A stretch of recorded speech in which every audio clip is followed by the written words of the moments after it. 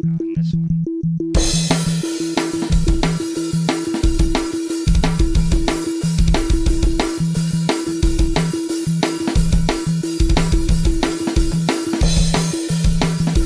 Welcome back to Comrades, a weekly discussion of the FX series The Americans. My name is Scott Malthus. I'm the TV editor at TopDose.com. And with me, as always, is my good friend, Mr. Jeff Marsick, author of some killer comic books, including Dead Man's Party. Jeff, how are you this morning? I am fine.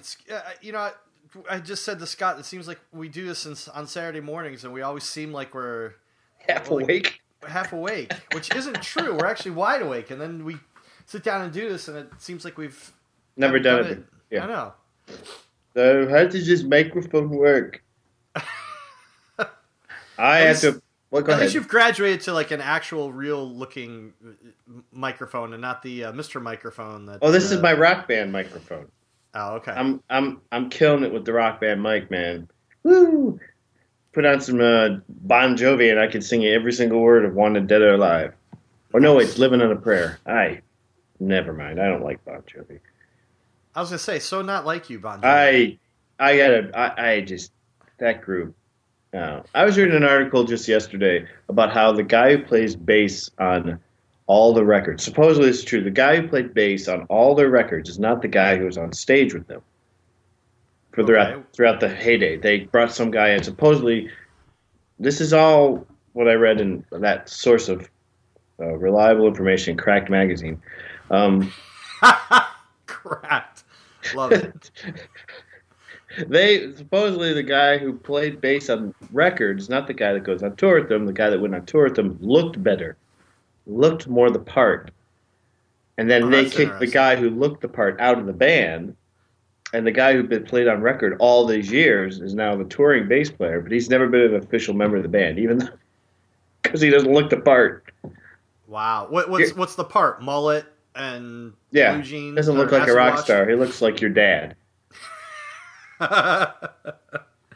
Yeah, you're a cool guy, John Bon Jovi.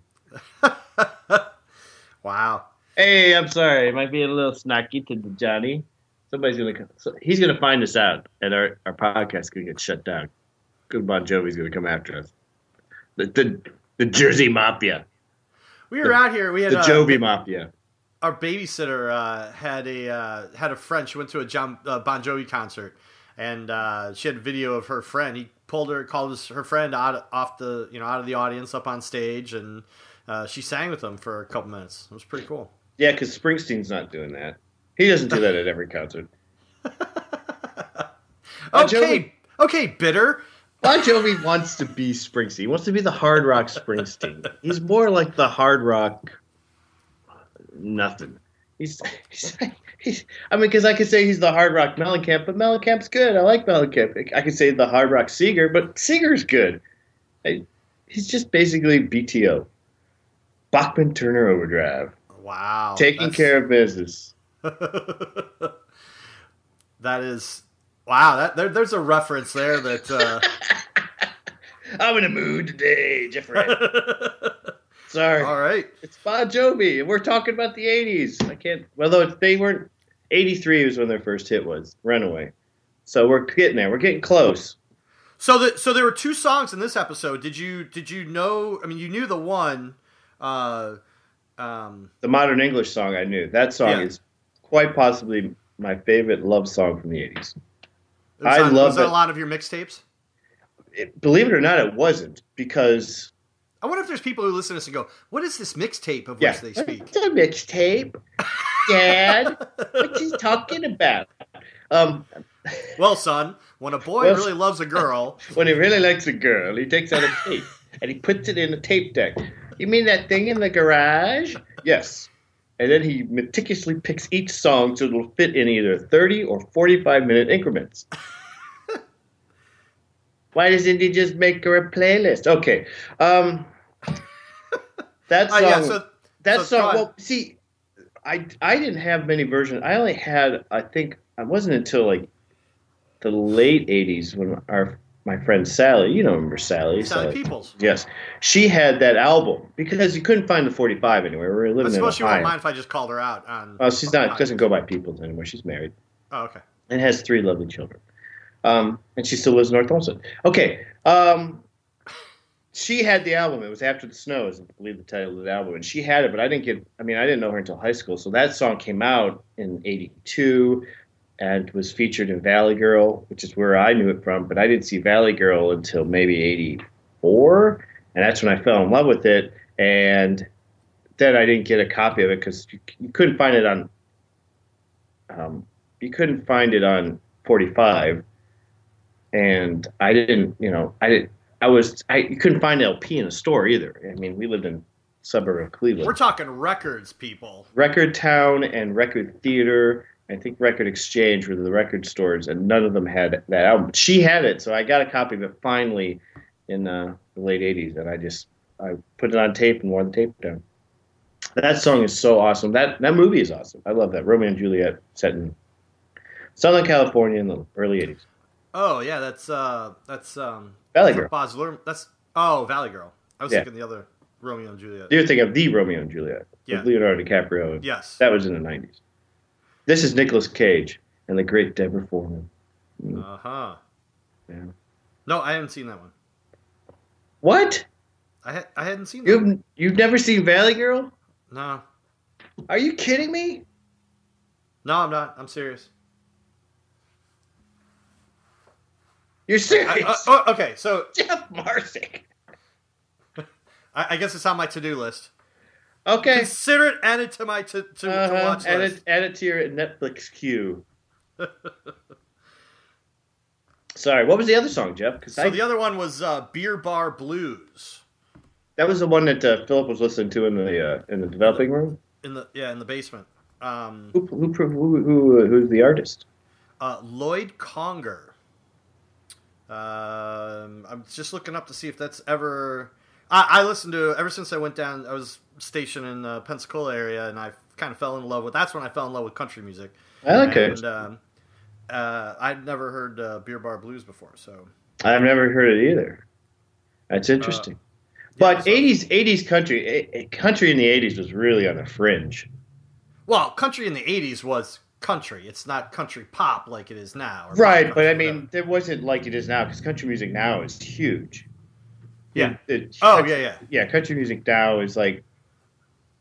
I remember, like, it's gone through these periods. Like, Garth Brooks made it huge in the early 90s. Then Shania Twain made it huge in the beginning of the 2000s, and now we're in this even bigger...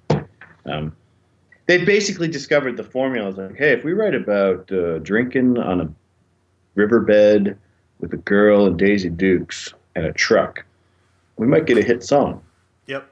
And every country song sounds like that. Well, country for us back in North Olmsted was basically Charlie Daniels' band, Devil Went Down to Georgia. Well, it's funny that you say that. In the early 80s, when I think about country music, it's like I used to be like, country music, that's ridiculous. I've never listened to that. But then I look at like a lot of the songs that I liked, and there were a lot of crossover country. It's like Willie Nelson had crossover, Dolly Parton, Juice Newton was country, Charlie Daniels you mentioned. Those were a crossover, but they're like, old school country now. You can listen to them, but they had top 10 hits because. So I'm annoyed that it's taken me so long to get into Johnny Cash. Like, I got into Johnny Cash as an adult. I wish I had gotten into him as a kid. Well, yeah, his exposure to Johnny Cash when we were kids, he was on the down. His career was in a downturn. Yeah. So he didn't get radio airplay. Because he was putting albums out, but nobody put them out. And a lot of the artists that I like now, a lot of the artists that were huge in the 80s were country influenced. Like Springsteen's definitely got country in his. John Mellencamp, I brought him up. He's definitely a country artist. Yeah, we didn't have a country dedicated station in Cleveland, did we? Yeah, we did. We did? I think WGAR, I think was. One of the, it was. What number was that? I think it was 99. Oh, okay. 99. I think it's still there. It's like 99.5 or something like that. It's in between MMS and 98, which was first WGCL in the early 80s, and then it became NCX. Aha. The History of Cleveland Radio by Scott Malkus. Thank you very much. And next week we'll be talking about the Americans. No, we'll be talking about the Americans this week. Okay. Episode hey. 2.4. Season 2, episode 4. And this episode was called A Little Night Music. Or How's that for Eine kleine Nachtmusik. It was written by Stephen Shipp and directed by Lodge Kerrigan. Like Nancy Kerrigan. Yes. That was in the 90s. Yes. And this was I'm going to come right out and apologize to our listeners, all 10 of you. There's 11. Come on. Sorry. I want to apologize. I had a horrible day at work yesterday. Well, not because of work. It was just me. I did not get my notes done in time. I've got half of the episode of notes. And then I overslept this morning. So I'm going to be going off like Robin Williams tangents. So more tangents than normal, huh? I hope not. I hope that Jeff will be able to rein me in. But as we have proven in the first 10 minutes of this conversation, Scott is unreignable. Well, we're back. We're back talking about the episode. Hey, I just want to mention real quick about the numbers, about the viewership. Yes, sir. Please do. So, the season 2 premiere was up big over the season 1 premiere, and they came in at so we started the season at 1.5 million viewers, and then. Are you talking about the TV show? Yeah, the Americans. Yeah. Oh, I thought you were talking about our podcast. No. We probably get like 3 million listeners, I think. I might be adjusting for inflation, but so this last week we had basically like 1,266,000 viewers, and then this week there was a bump up to like almost 1.4 million viewers. I love how you say we, like we're a part of it. I am. We're all a team here. We're not on the payroll, but we should be. Yes. The show is a hit, man. The show is a hit, and the show is critically acclaimed. It is. It is beloved. But it's just funny seeing numbers like this, because I also podcast on Biters, which is Walking Dead, and that's outrageous. Like 12 million viewers, every week. That show is. I don't watch that show. No, I do. Is the kid dead yet? No. Every time I talk to him about The Walking Dead with Scott, I'm like, oh yeah, so this is season 4 of The Walking Dead. Scott, first thing comes out of Scott's mouth is, the kid dead yet? No. I've read about this week's episode, and they're not afraid to kill kids. So. No. Oh yeah, this past week, yeah. All right, and I'm sorry. I don't want. Man, people are gonna listen to this like, that guy. I'm never listening to this podcast again. He wants to kill children. So this episode begins with Philip listening to a speaker. Who was that speaker, Jeff? Anton Vlakhanov. Or Vaklanov? Vaklanov.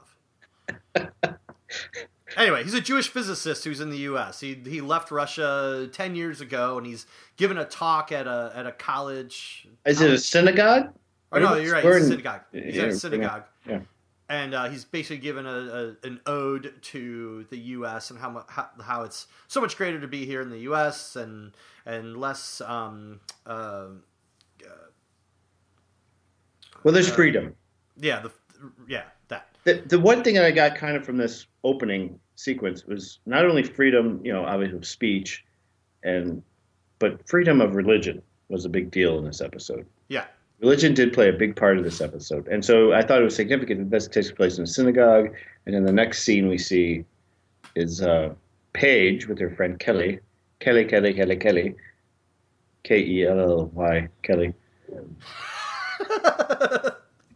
You all right? You stuck? Anybody who watches Cheers knows what that is. And they're at a church. And she's taking her to a youth group. And that's like the cool place to be in the early 80s. Was the youth group singing This Little Light of Mine. And totally.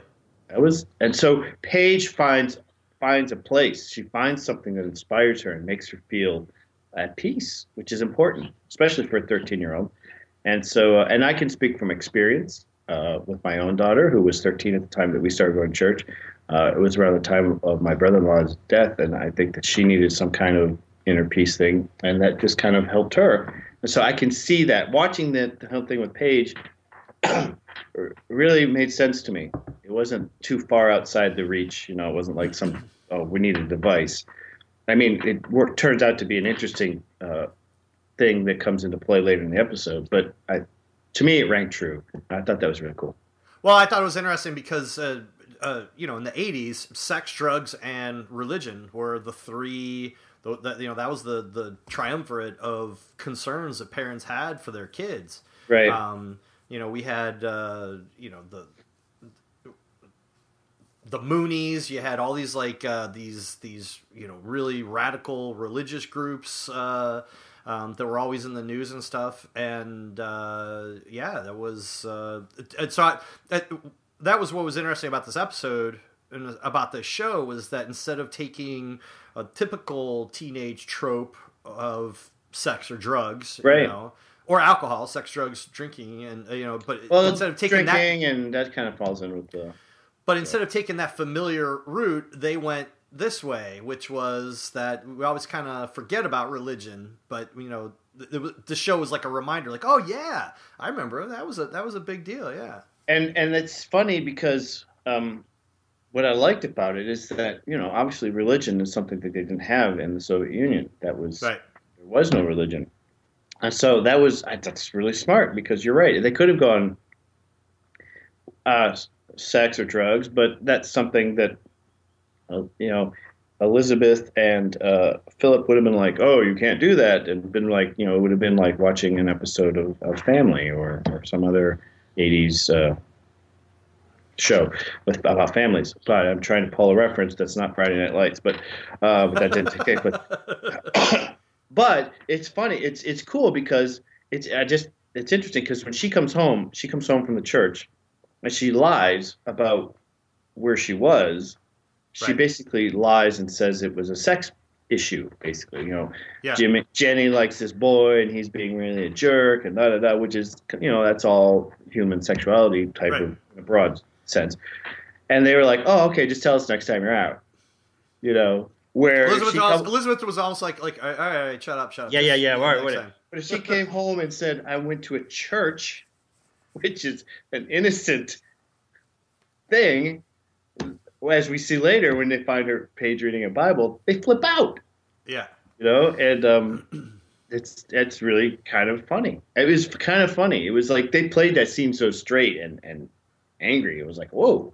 But in a way, you step back and you go, that's kind of funny. It's kind of weird, But see, religion was, that was one of the things that they used to make us fear the Soviet Union. It's like they're anti-religious. You don't have religion there. They're, for Christians, it was like they don't believe in God. They're a godless nation, and that was an it's just kind of cool. I thought that was really cool. That you're right. That's a cool, different approach to taking a teenage rebellion, so to speak. And the whole purpose of Philip being in the synagogue that day was to basically assess Anton, the physicist, and basically assess, is this guy recruitable to our cause or not?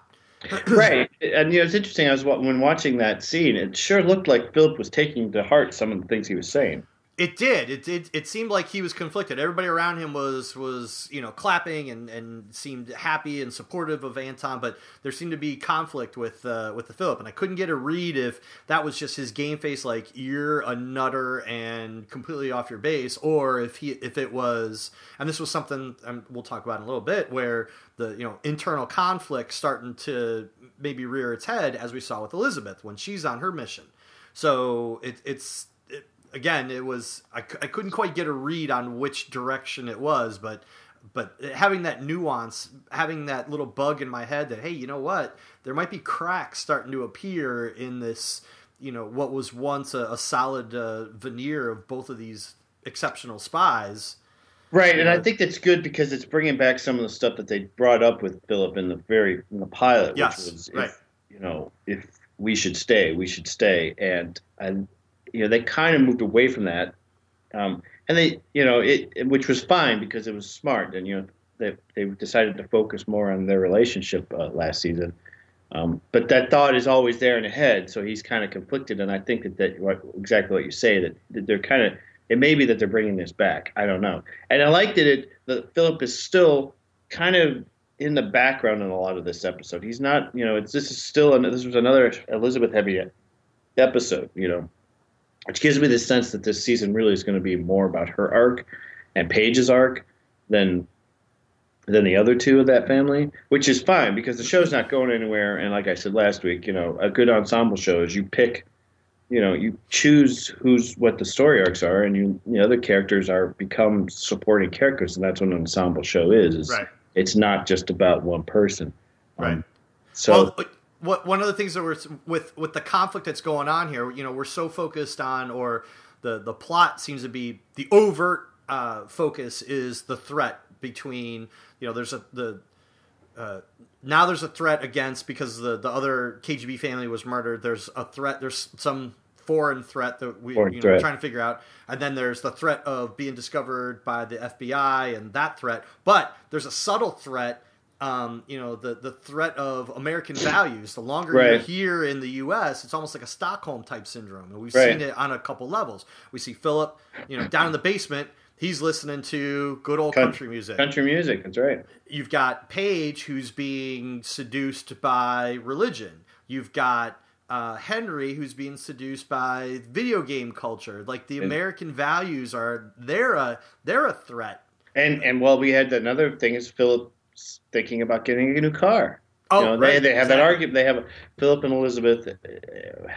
For those of you who've watched the show but haven't watched what am I doing? Anybody listening to this has watched the show. So, and of course, in the episode, Philip and Elizabeth are driving around, and she says that scene begins with, "We don't need a new car." And what has transpired is that plumber that Stan introduced to Philip and Elizabeth is supposedly bringing a lot of business to the travel agency. Could be bringing the Teamsters. Yeah, maybe. And that's funneling a lot of money into the travel agency. And Philip's like, well, I need a new car, And that's another thing that's interesting, because that's another thing that they brought up with between Oleg and Ivanovich later on, where Ivanovich said to Oleg, I see a lot of people come over here from the Soviet Union. They start to adapt these Western way of life, so to speak. And he's basically kind of putting down Oleg, which the reason he puts him down is because Oleg uses his power, his influence, family connections. Family connections, thank you, to gain security clearance to read files that he's not cleared to read. And basically Ivanovich says, it's very American, very Western of you to go behind my back to get what you want, And so that's another thing that plays to this episode. It's very interesting. I thought that scene in the car with Elizabeth and Philip was funny when she's like, so, I hear you want a new car. It's kind of playful. And Philip's just like, oh, I'm not really serious about that. And then she kind of gets cold. She's like, we don't need another car. Yeah, this show is so funny because it does play with the tropes of marriage, like how relationships are portrayed on television and how they really are in life. That conversation starts off fun, and then the wife says, "We're not getting a new car." You're like, well, I've seen the again flashbacks. I've seen that conversation happen between my parents growing up. Yeah, a little playful, like, "Oh, is this what you're thinking?" Yeah, no, you're not. And they lure you in. It's like, "Oh, we're gonna have this conversation. I'm so happy you want to have a new car. We don't need a new car. Okay, I don't need a new car." For those of you who don't have visual, I'm enacting every character for Jeff. Okay, so one of the other things that we discover in that opening teaser was what? Claudia's back, baby. Claudia's back. Claudia's back into the show. And up until... your kids are excited, too. Yeah, you can hear them in the background. My wife just went to go pick my daughter up from a play date, so... So your son's tearing the house down? So the twin tornadoes are in the house. So Claudia's, she goes walking kind of creepily past the car when we see her in the teaser, and then we come back from the from commercial break, and we're in the first act, and she's in the car with them, and she's talking. She's kind of creepy in the beginning. She's always kind of creepy. She is, but she's even more so in this part. And just the way she talks to, she's almost like Hannibal Lecter-ish almost when she talks to Elizabeth. She's like, "Hello, Elizabeth. I see you're better now. Last time I saw you, you were coming." She has a very strange diction. Did you ever notice that? Yeah, but even more so this time than before. And she annoyed me. I love Margaret Martindale, but like the character, what she did with the character kind of annoyed me. And it wasn't until later on in the episode that I think that because she's not normal, she's like a weirdo, Russian spy and blah, blah, blah. I think that's just, she's conflicted. I think that she actually genuinely cares about Elizabeth and Philip, and that this whole losing that other KGB family has really rattled her. And I just think that it's just a bizarre way of her showing how much she cares. I agree. I think that she's chosen to play this character a certain way, and she sticks into that character. She's a cold, hardcore, old school KGB agent, and she has a hard time showing emotions. And so she just says, "I'm glad you're alive. I'm glad you're not dead." And it's interesting because she kind of does play the character as if English is a second language. So there is she has very good diction, and she's, it's kind of interesting, and it's great because it's a great way to play the character. It's very subtle, and yeah, Claudia is a crazy cat. That's all. And I hope she's back for more episodes. But she's there to say, "I want to find out who killed Emmett and Leanne, and I want your help." And they're going to go rogue. That's the best part too. Yeah, that's the thing that clearly everybody's just kind of looking at each other like, what? Because clearly the center, and Philip brings this up. Hey, we had the center watching our kids, and they pulled them off our kids. And so now there's, again, what we were talking about, internal conflict. Now there's this, all that faith in the state and in the center, and what we were going to get from Mother Russia. There's starting to be a crack in that, and right now you've got Granny basically coming out and saying, "Hey, we're gonna go around the center's back, and we're gonna do an operation because they suck." And well, she doesn't say that. She basically says that they don't know which way to turn. They're looking in so many directions that they've. They have too many balls in there that they're trying to keep up. So she says is she thinks that the guy who might have led the operation is a guy who teaches at Annapolis, who is working with a special Navy SEAL team, and he's the best possible lead who might have run an operation like this. And they've got leverage on him because he's homosexual. Right. Which back in the 80s, homosexual in the military was the you height of, yeah. So their lever is going to be this innocent little seaman that is going to be Elizabeth's Mark. His name's Brad. And boy, he just reminded me of Friday Night Lights reference. Who was Saracen? No, not Saracen. He reminded me of the kid who was the kicker. Who? Landry? Landry, yeah. The dude that was on Breaking Bad? Yeah. Well, yeah. He reminded me of him. Oh, okay. He reminded me of Friday Night Lights Landry, not Breaking Bad. Todd. Okay. Same actor, but yeah. Moving on.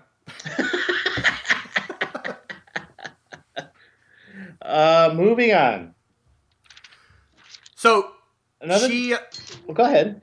No, so what's interesting is that why everybody's interested, why the Russians are so interested in this Jewish physicist is why, because he's got his work is important to the stealth tech. Yep, that's right. Which is what we find out through Oleg. Oleg goes to Ivanovich, and that's what we were talking about, the whole clearance thing. And Oleg wants to know why was this? Was it a mission that was shut down? he wants to read the letters that basically shut down an operation. And Panovich says, you don't have the clearance to. Well, he says it in Russian and not in my bad Russian accent. He says, you don't have the clearance to read it. I'm sorry, Mr. Oleg. Can you tell me why they say their full names? I don't know. Okay. Yes, I'm saying that you look like you sound. I look like no. You don't know what I look like. You don't have any visual. Yes, you sound like Martin Landau's Bela Lugosi in what was that Wood. movie? Johnny Depp. Ed Wood. Love that great movie. I love it. I just can't remember the name of it. Yeah. Yeah. So, and then before we go to commercial, Oleg just kind of stands there and he's just kind of like, yeah, okay, I'm on security clearance, and picks up the phone and dials a number. That's Hello, right. Dad. Hello, Dad. Hello, Uncle Oleg. Uncle Brishnov. I don't know. I'm just trying to come up with Russian names, and I'm not making it. Not making any headway. All right then. Then we come back from commercial. So that kind of sets up. Oh, and the other important thing that happens in Zeppo is that Stan. Oh right, how could I forget that? Stan does have it. Stan has a story this episode that begins with Stan getting his accommodation from Gad and this guy who I don't know. He's like the director of the FBI or someplace. He's a higher up in the FBI. He's a higher up, yeah. That actor's name is Cotter Smith, by the way. I worked with him many years ago on a movie called Lifeform. Just want to put that out there. Yeah, he's a nice guy. He was a really nice guy. And but what we find out is that Stan, this day of glory is not. It's not a good day. Some people on the higher ups are a little upset that how did a KGB agent slip through our hands? How did it get this far? It's one of those situations where you've prevented something terrible from happening, and we've all been there. Not obviously having to take out an assassin, but you've done something where you nip something before it becomes really terrible, and instead of somebody patting you on the back saying, "Dude, good job, you saved us," how did it get to this point? Right. Run me through the procedure of how this KGB agent happened to slip through all hands. So, yeah. Typical bureaucratic process. Yes. And then the result of that is it seems like our friend Frank is gone. Frank Gad is getting pushed out. Yeah, he's going to have somebody come in and basically sit on him. Is that what it is? I thought he was being pushed aside, like he wouldn't be there anymore. No, he's going to have. I took it as someone's coming in who's going to be somebody that he reports to. So Gad's not going to be head honcho anymore. Oh, so Thomas will still be on the show. I think so. Yeah. That's the way I read it. Yeah. I hope so because he's one of my favorite characters. Yeah, I can see him going rogue. Hey, maybe he and Frank will be out on the street. I mean, Stan will be partners now. Well, yeah. To replace Chris from last year. So which means that you've got the KGB on one side that are circumventing the center. They're going rogue on their own. And then you're going to have Gad and Stan. They're going to be going rogue on their own against the...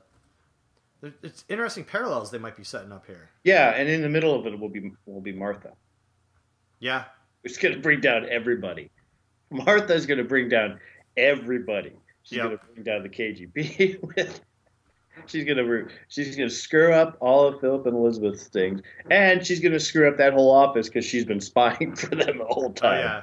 Oh yeah. Walls come tumbling down. What song was that, Jeff? I didn't recognize that one. And the walls come tumbling down. Oh, John Mellencamp. Yeah. Woo. Yeah. JCM in the morning. Yeah, that's an interesting. I don't think Martha is going to be around for a long time. No, it's not, especially not after what happened in this episode. Holy cow! I mean, her fate is slowly getting sealed. I feel like. Well, it's got to be. I mean, so jumping ahead here in the story. So Philip arranges or has a what do they call it a lazy day. A lazy day with Martha, and then. But she's on the phone with her mom, and then bickering ensues between, Philip's just like, well, Philip as Clark. Clark says, I'm out here. I'm not going to hang around. I only have one day a week to spend with you. I don't want to spend the whole day with you. And I don't want you to be on the phone with your mother. And it's just so, it just, that one scene just really exposed the ridiculousness of this marriage and this arranged, this thing that they've got. He finds hair in the kitchen sink. Do you wash your hair in the kitchen sink? At least you could do is clean up and blah, blah, blah. And she kicks him out of, her apartment, but they're married, and it's just weird. And he basically knew what buttons to push. Right. To make it seem like a real fight, Right. Just so he could get out of there. Right. I agree. But then later on, she's got her standard form that she's filling out for government employment, and she has to fill in a spot in there that is married or not married. Right. And so she calls him up and leaves a message. She leaves a couple of messages. Hey, we got to talk. This is, you're never around, and, we need to talk. And then the second message is, all right, I'm filling out this form, and I have to put your name down, so I'm just going to go ahead and put your name down on it. Right. And you just know that bad things are going to come from that. Yeah, she's going to, yeah. It's not. Well, the interesting, no, actually, that bad things are going to come, because they're going to do clearance. They're going to have to do clearance of her husband. Oh, of course, yeah. And he doesn't exist. Yeah. So that's going to be an interesting thing. She's not late for this world, as they say. Is that what they say? Yeah. Long. She's not long for this world. I'm sorry. She would be late for the world. I'm sorry. I told you it was going to be one of those conversations. So yes. I love going back to the home when Henry is pleading for Intellivision. Television, baby.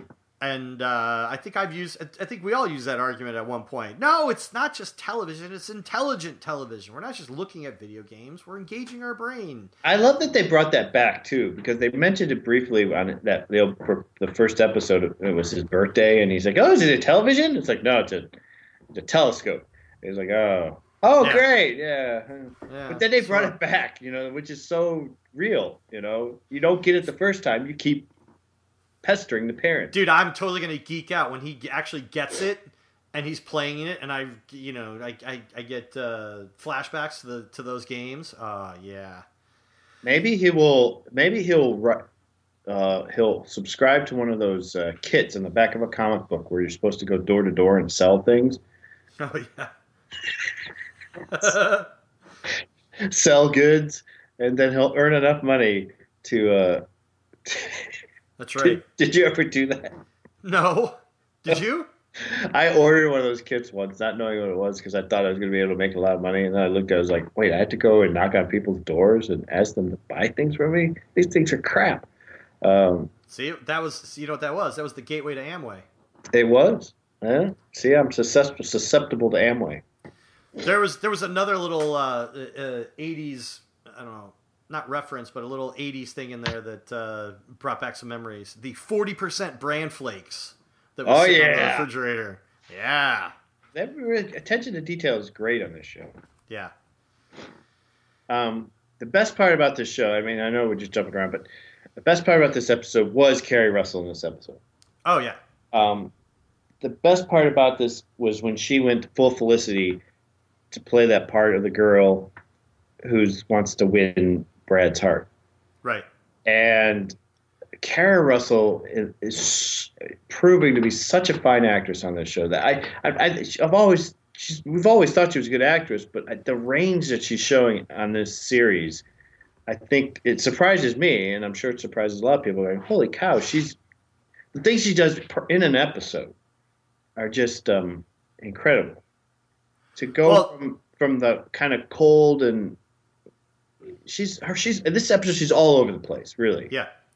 But and the thing is too is that it's the writing and it's all the little things that are going into it that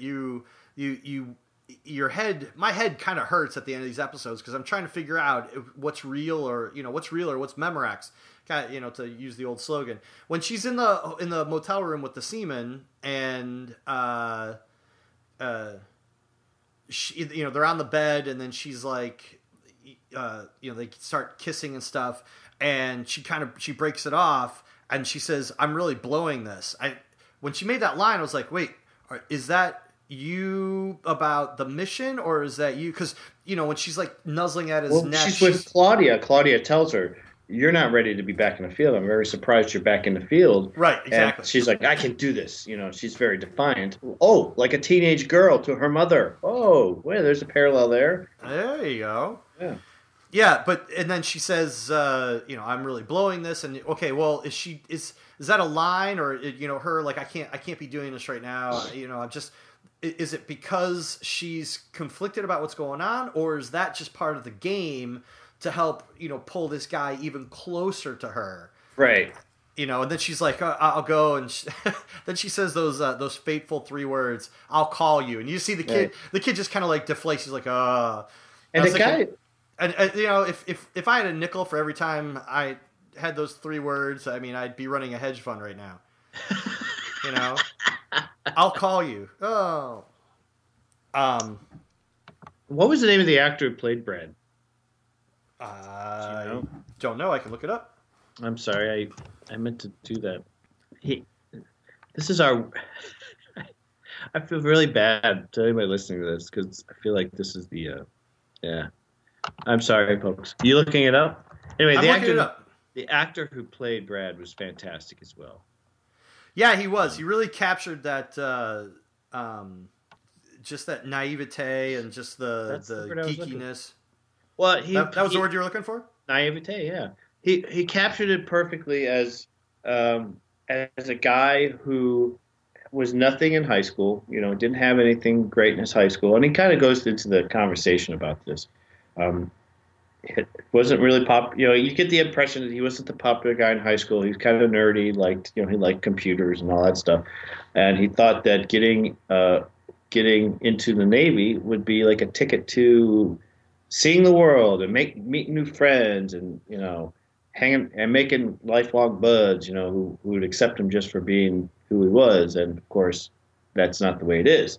And so, because he's a computer guy who likes classical music, and they're probably all dudes that listen to Rat. Whoa. Do we got to be a downer on Rat? Come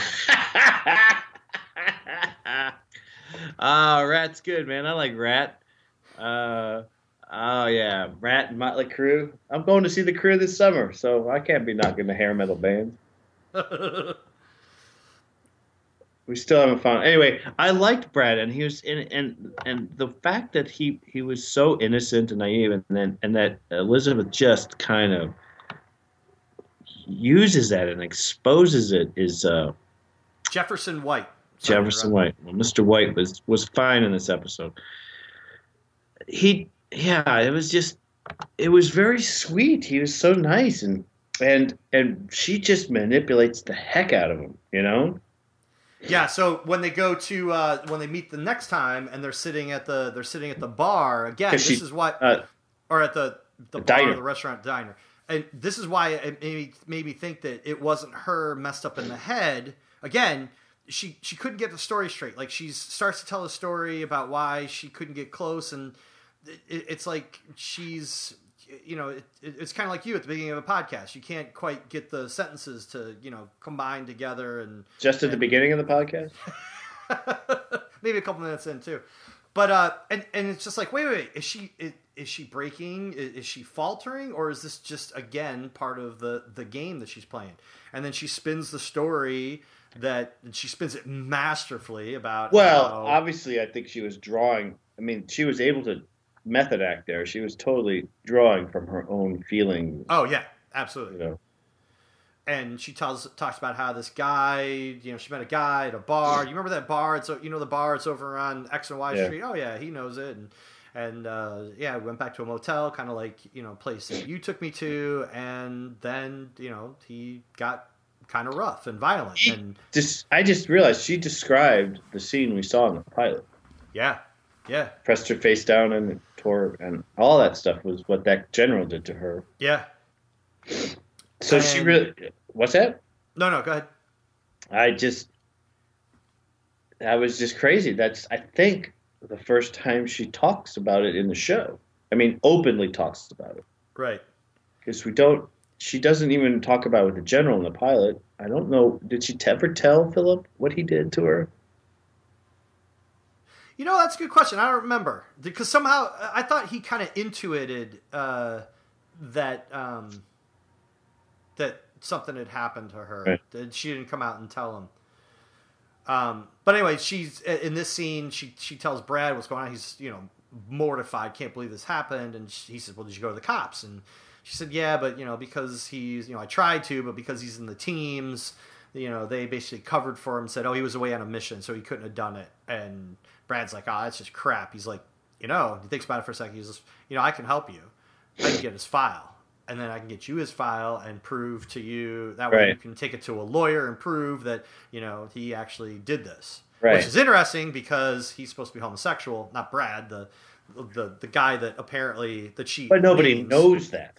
Right. I mean, Brad wouldn't know that, and even the people in the Navy wouldn't know that. So, Right. in theory, I mean, this is the kind of act that, someone who's like, it's kind of aggressive act that the buds would go, "Hey, yeah, you're a dude, you got her, yeah."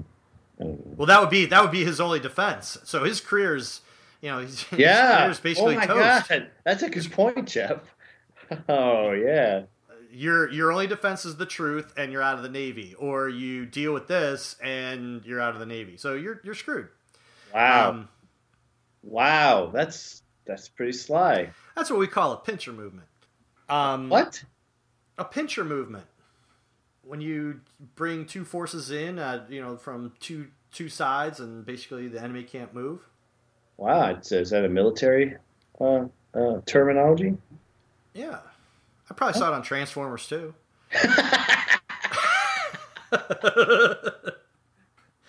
Jeff, whenever you bring up military stuff, I assume you're drawing from your own past to talk about this stuff. But well, we didn't have pincher movements in the Coast Guard. We just had a lot of. I don't know what you had. I don't know if you had.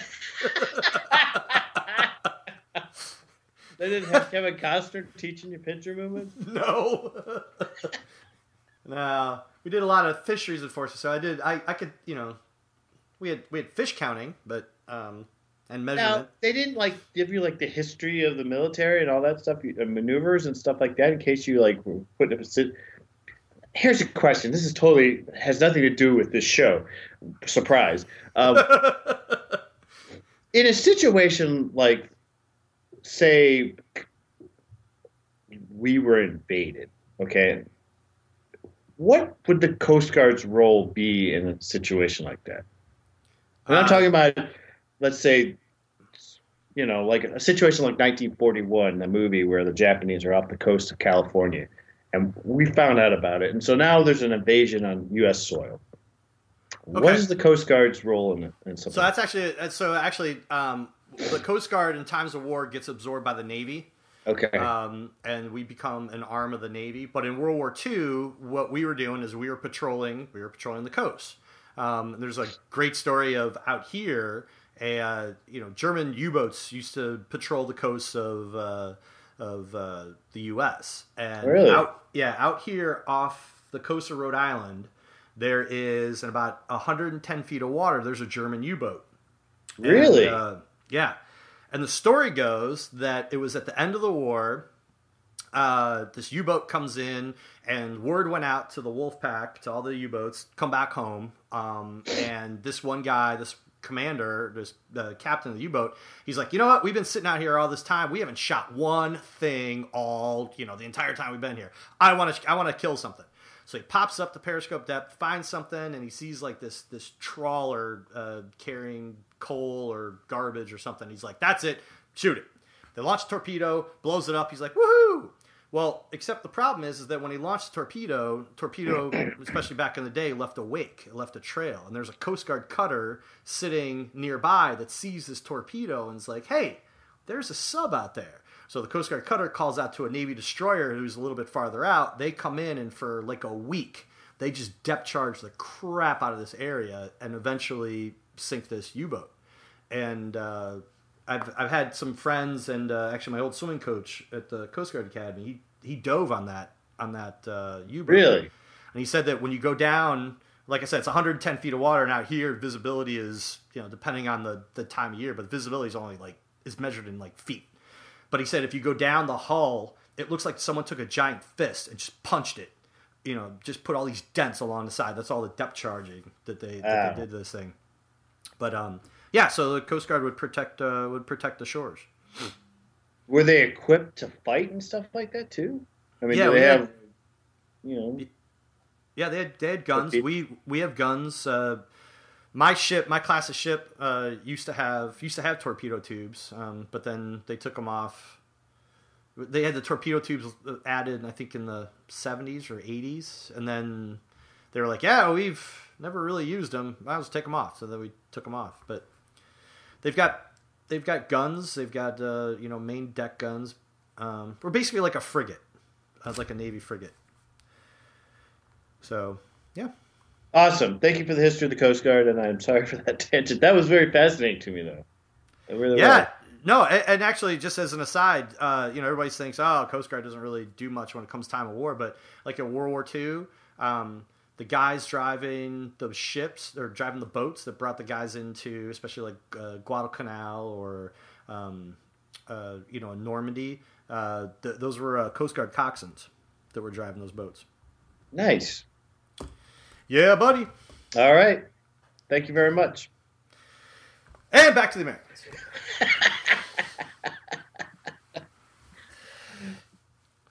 We always have to find something to talk about. There wasn't much music in this episode, so there wasn't. There were only those two, and I figured you'd know one, and you might not know. I have to admit that Paige does find the hip radio stations to listen to if she was hearing Melt with You on the radio. Yeah, that's right.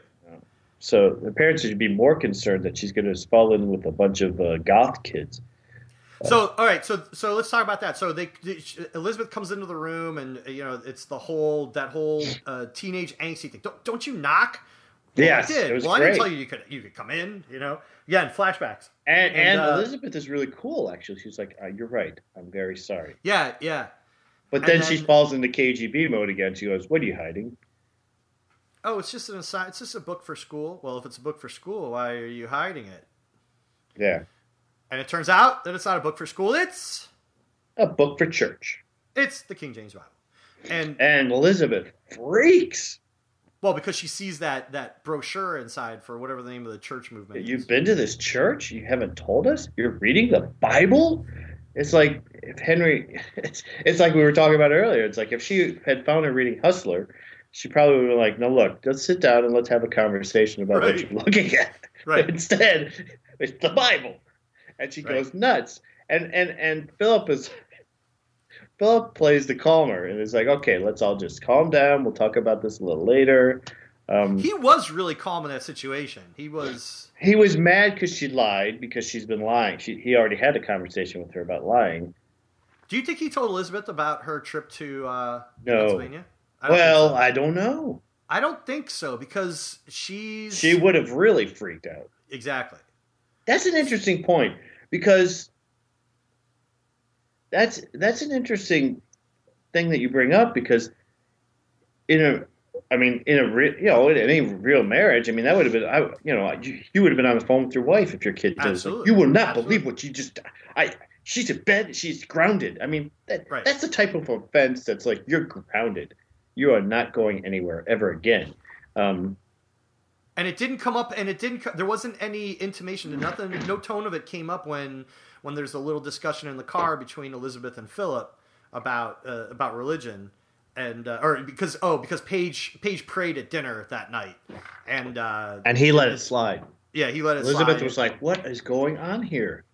And he has a great line. He's like, "Well, let's eat dinner later tomorrow. You don't want to pray so much when you're hungry." That's genius. Right. But yeah, I don't. So when I saw that scene and the reason, and she didn't bring it up, I think that Philip didn't tell her. I do. I think you're right, which is strange, because she's gonna. If she didn't find out, she would find out. That's an interesting thing, because I mean, Paige would be grounded.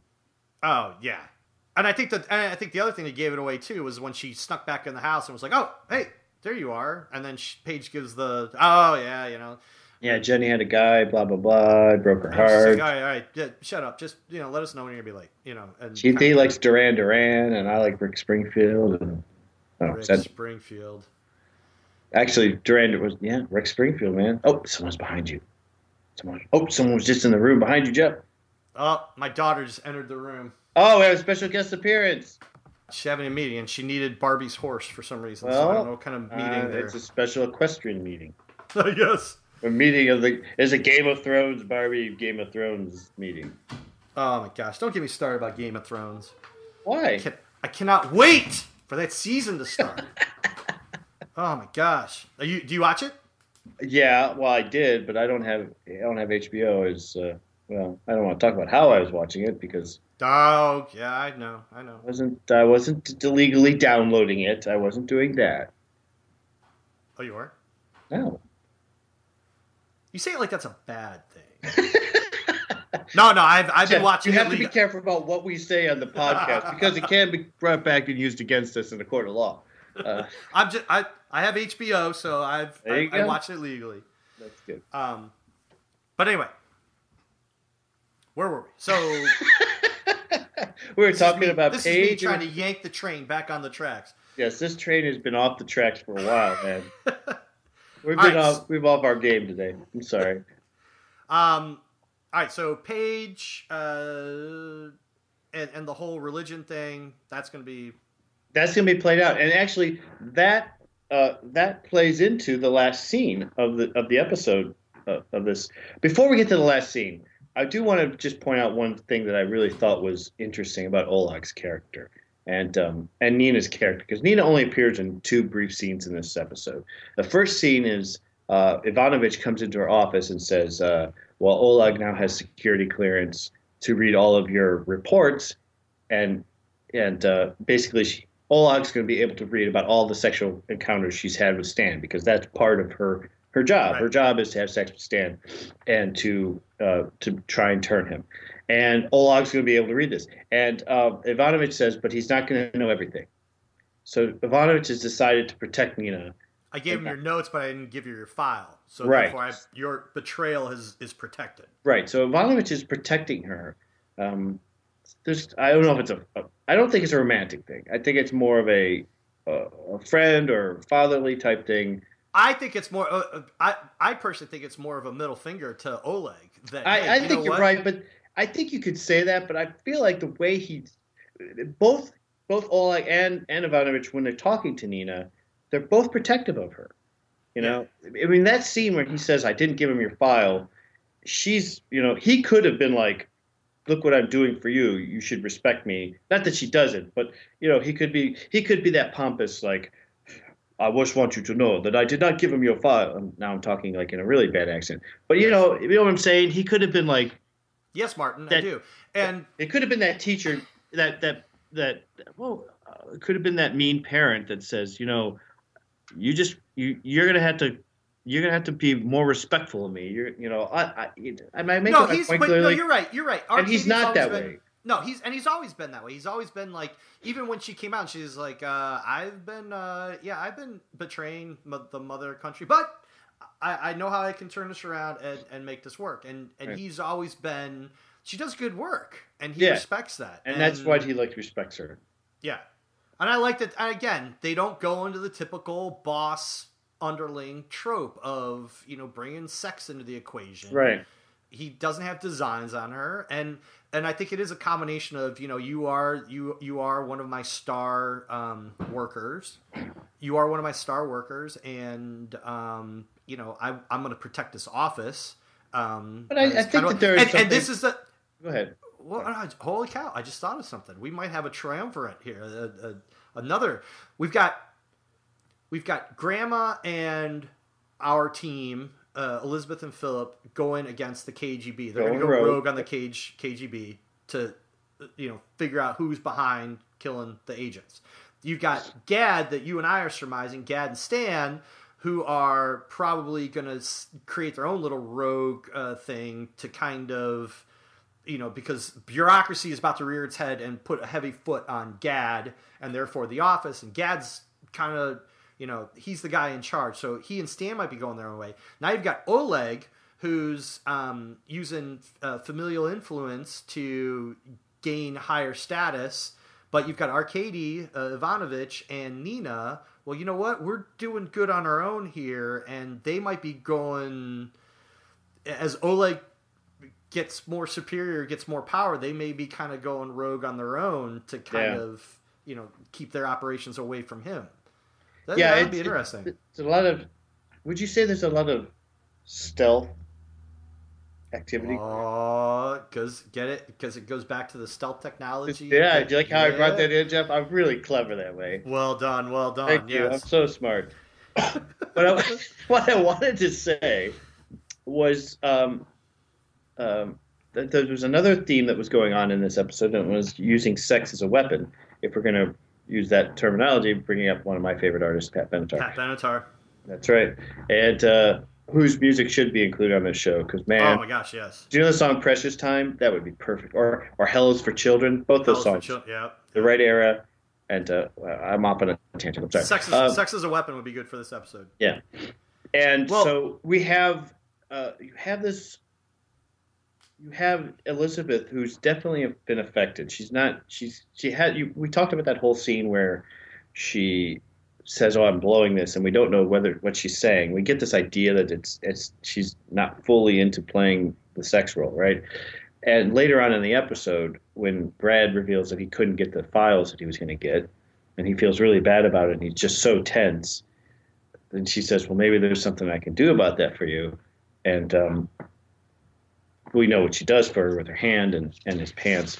And but the look on her face when she's performing that act, she's not into it at all. No, she's totally not into it. She's not. And that was just interesting to me, that maybe this is affecting her. And what made me think of that was that when Oleg approaches Nina, and I'm paraphrasing here because I have the quote. Okay, so Oleg approaches Nina, and he says, "I've read your files," and then what does he say? He says, "When we use those parts of the body that can love, when we train them to lie, that is hard on the soul." Exactly. And I feel like, and that to me is like Oleg is being protective of Nina, too. I think Oleg does have romantic interest in Nina. But, I agree. But he admires her. He says he admires her for her, for what she's doing. But what we see is that in Elizabeth. We see how that is affecting her. Right. Yeah, it was a very powerful one-liner that had multiple, couple applications here. Well, that's what this show does so well, and especially this episode is a good example of it. Is they'll present a theme, they'll present ideas, and they won't come right out and hit you on the head with them and say this is the theme of the episode. They'll present them in a nice way that just kind of comes out. Yeah, in the case of Oleg and his comment to Nina, that came out like almost halfway through the episode, but we were seeing it from the beginning. Same with the freedom of religion. That was a subtle thing that they introduced at the beginning with the physicist talking in a church, being a Jewish man who got out of the Soviet Union and who now is in a church or a synagogue. That's a subtle way of saying that's one reason why he left. He defected is what it is, right? Right. And then the whole thing with Paige and going to that church thing, and that comes up, and then so that's another. I just like the way that when they write this stuff, it's not loud and through. It's not overt. It's right, that's the way. It's very subtle, but it plays out, and you go, oh, and when the episode's over, you go, oh, that's right. That was the theme of the episode, and that goes. Now we'll come back to the last scene, which we were talking about earlier, and how the religion but Paige's interest in Christianity and religion plays a part into the sort of mishap that ends the episode, which is these two. Elizabeth and Philip they've been told that they have to go kidnap the physicist. Right, because he's not recruitable, so they're just going to go straight to repatriation. Right. Which is basically, a synonym for kidnapping. Kidnapping him and tell him you're going to work for us. Right. But their minds are not on the mission. Their minds are on their daughter, which tells you where they are as characters and where they're developing, that they aren't able to shut it off. I get this feeling in a way that they are different than Emmett and Leanne. Whereas Emmett Leanne, you get this feeling that they were able to shut that off. We're in the mission now. That's why Emmett was able to say, "We're here to do a drop, and we're here with our kids. Our kids are a part of it." Right. And it's just and kind Philip of piggybacking on that. Remember earlier, I have it in my notes, and I can't remember what act it was in, but there was the one when they're trying to scheduling problems in Act 2. The two of them are sitting there. It's actually before she goes up to go see before the scene with Paige and Elizabeth, and they've got scheduling problems.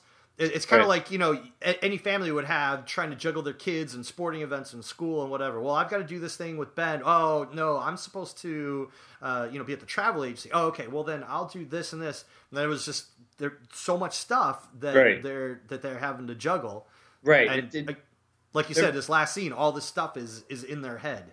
Right, and I think it's interesting that the one thing, and like I said, I think they are different characters. They obviously they were friendly with Emmett Leanne, but I feel as if that Western influence is affecting Philip and Elizabeth more than it affected Emmett Leanne. And I think you see that Elizabeth is struggling with what to do. I mean, I feel like she's starting to feel that pull of the Western influence as well. Yeah. I mean, she's mad that the Paige wants to be religious, but I think that there are other things happening in her life that make her think, like, especially with this everything that's gone on with who killed Emmett and Leanne. I mean, they're not even sure if it wasn't one of their own that took them out. Right. Right. The center doesn't know. Moscow doesn't know. Moscow had people watching our kids, and then they took them off. Right. So they're not sure who to trust, and that's I think I really like about what this show does is that you don't know. There's so many things at play. Nobody knows who to trust in the show, and that's what's great. I mean, the KGB agents are supposed to be the heroes of the series, so to speak, and they don't know who. They can't even trust. They can't even make sure that they can trust the people that sent them there. Right. Right. So that's I love that. I love that about the show. So this last scene was kind of crazy because they go to Vaklanov or Balkanov. You couldn't. Oh yeah, we find out that he's been having an affair. He's been having an affair. Yes. And so Philip jumps him when he comes out of having his little tryst, and Philip looks like he puts some chloroforms him, knocks him out, and then Elizabeth drives up, and they go to throw him in the trunk, and they get jumped by two what we discovered from the previews next week are Mossad agents. Right.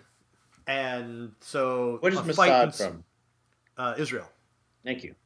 And what was funny, I don't know if you noticed the little dichotomy here. Philip's with a female Mossad agent squares off with Philip, and they fight. The male squares off with Elizabeth. Elizabeth beats the snot out of her guy. Yes. But the woman is beating the crap out of Philip. But Philip does get the upper hand. He does. And Elizabeth is working out some aggression on the guy. Holy cow. With a trunk and his arm. And just pow, pow, pow, pow. And it was his arm. I thought it was just his arm. I thought it was his head. No, because it was his arm. Okay. She basically shattered that thing. So he's standing there, kind of, Philip's looking at her, and next thing you know, the car takes off. Yeah, Philip screwed up. Yep. Well, Philip screwed up because he did not take down his opponent. I mean, and by take down, I mean he did not eliminate her. Right. He did not kill her. Well, I'm trying to be all like, use technical terms. Like, he didn't kill her. Folks, he didn't shoot her dead. He didn't dispatch her. He had the upper hand, and he went to check on Elizabeth because he loves Elizabeth. And that's what this show is. Well, this show is a show about emotions. And because Elizabeth was going to town a little. Right, he was concerned about her. He was like, whoa, Elizabeth, what's going on? Where did we see that before? We saw her with Granny in the interrogation. Exactly. Well, because and this goes back to her story with Brett. She stirred up things inside her that she's never dealt with. I mean, we saw that with the Granny thing. I mean, the general was the beginning of the show, and that general resurfaced all these repressed feelings of like I said last week, who knows how many times she was raped, you know? Right. And now she used that, which takes some balls. I got to be honest, to take a traumatic memory and use that as as a weapon to manipulate some guy to get something. That's a little messed up. And and as we all know, I mean, we've all been there, and we all have those. We share something with somebody that is very personal, but it stirs up a lot of emotions that you know. Maybe you don't deal with them right in the moment, but they're still bubbling on the surface. And I can tell you, it's like you have a bad day the day before, and then the next day you're like everything that happened that day before, you deal with it, Right. And so now she's dealing with it. And so she takes it out on a guy. She takes it out on a bigger man who's trying to take advantage of her, who's assuming that he can beat her up because he's a big man and she's a skinny, American woman. And she loses it. She loses her mind. She loses her mind, and they lose their lose their thing. That's right. And that ends the episode. They standing in the middle of the street with a guy. So the previews next week are going to be look interesting. They've got this Mossad agent. They've got. Why would Israel want that guy? Don't know. Maybe Okay. they want because he's got. I don't know. Maybe he knows Russian secrets. Maybe he's. Maybe they're trying to use him as an asset. Most likely that. Okay. So it's gonna be interesting because those guys are an interesting breed. Mossad agents, they're pretty tough, and he seems pretty tough. He's not going to be an easy one to break. And there's kind of like an almost kind of the movie The Warriors, where basically you're in the middle of hostile territory and you've got to get out. So it shows them walking down the street carrying this guy, and the cops see them. So they've been made. Now it's just a matter of how are they gonna get away from here? The threat of getting caught is looming large in this season too. The whole thing with Martha. What was that tape player? She had like a tape player in a glasses case. I saw that. What is it? Is that the tape player that she's got with the thing that's in Gad's office? Maybe that's what that is. Yeah. So at first I thought when she pulls that thing out, I thought, oh, she found something in Clark's That's what I thought. glass case. But then the more she plays with it, I was like, wait, isn't that the tape recorder for the pen that's in Gad's office? And maybe she's looking at that going, you know what? I could be a spy. I could be, better than, which prompts her to pull out the application to apply for that. So that's what I took it as. Cool. All right then. All right. Well, I have one quick question. And it wasn't clear to me. Was the woman Mossad agent? It was Mossad, right? Yeah. Was she the same woman who was having the affair with the physicist? See, that's what it looked like. So I don't know because where'd they come out? I mean, they came out of like nowhere, and she looked like that woman. I mean, we didn't see her face, but from physical build and from her hair, it looked like it could be the same. Yeah. So I don't know. Which would mean that the physicist has been played for a while. Yeah, I'm just looking at IMDb real quick to see if they've got them listed as two different people. All right. Well, I'm just going to talk a little bit. Once again, I think that this was another strong episode for the series, and as we've talked about for the past hour, the show continues to find interesting ways to tell stories that we may have seen before, but in a new way, which is what you always want from a TV show. Would you agree, Jeff? I absolutely would agree. All right. I don't know. I can't find an answer to they have Anton's mistress listed, but they don't have the KGB agent. Probably next week they'll have it listed. Not KGB. Or no. I mean, what did I say? You said KGB. Okay, I meant Mossad. Oh, okay. It's all right, Jeff. I'm not mad at you.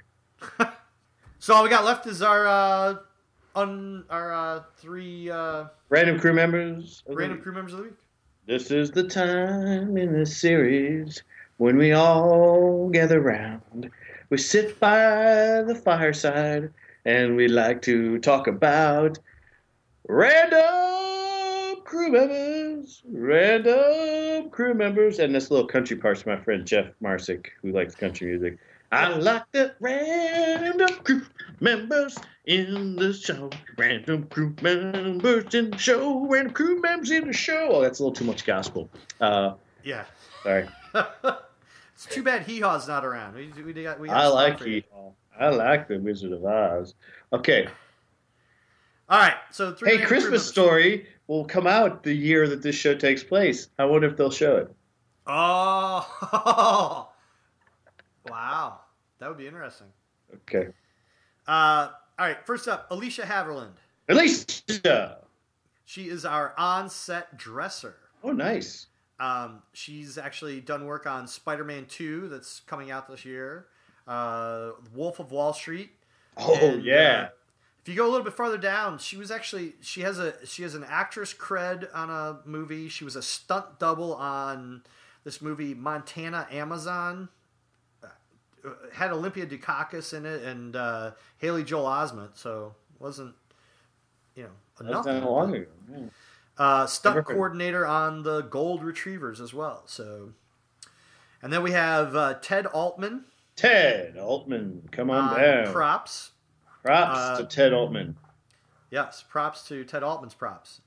He did work on Dark Knight Rises, Predators, Machete, as well as The Following and The Good Wife. And then last is, I don't know what this job does, maybe you do, Digital Compositor. Yes, that is, well, give us the name of our digital compositor. Tim Van Horn. Tim Van Horn, the Digital Compositor. So what does a digital compositor do? Digital compositing is basically he's helping to well, it's digital. It's taking the buildings out, and they shoot all in New York City, but they have to be in Virginia, so we need the Capitol building in the location that we're driving around. So does he just? So is he almost? So is it like photoshopping to dumb it down? He's compositing. Yeah, he's compositing the thing that digitally that'll appear in the shot. Oh, okay. He's done work on The Fault in Our Stars, which is coming out. That's going to be a big movie. Yeah. That's going to be huge. Blue Bloods, True Detective, and Treme. Yeah, True Detective? And Treme as well.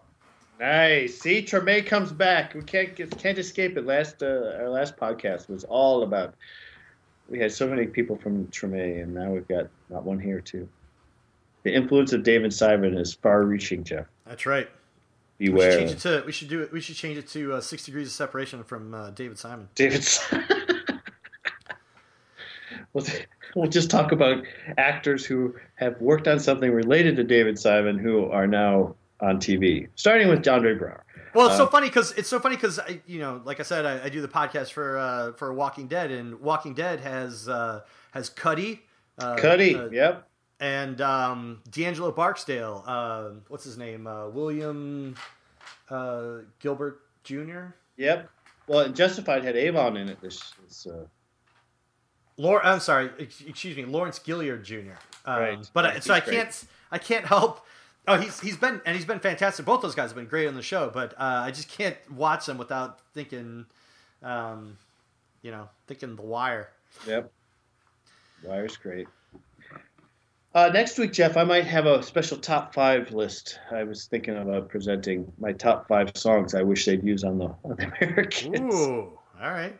I watch the show and then I think, this song would be really good. Like I was saying earlier, Precious Time has a great, and Hell is for Children would be awesome. They're in my top 5 songs that Americans should use because I have such influence. Well, you never know. They could be listening to the show and go, you know what? We need a music coordinator. So they have a music coordinator. Or a music compositor. Yes, of course. Yes, okay. All right. On that note, we will talk to you all next week. Thank you very much for listening. My name is Scott Malkus. I'm an employee Cartoon Network and the Turner Broadcasting System, and the opinions expressed here are those of mine alone and do not reflect those of the parent company. The Comrades podcast uses music by the band Expiate. If you'd like to learn more about this music that you're hearing as our theme music, go to expiate.bandcamp.com. And as I mentioned last week, my family is doing a s2e4 fundraiser called Great Strides. We have information about that on the Comrades podcast. I hope that you will check that out and see the wonderful video that my daughter made.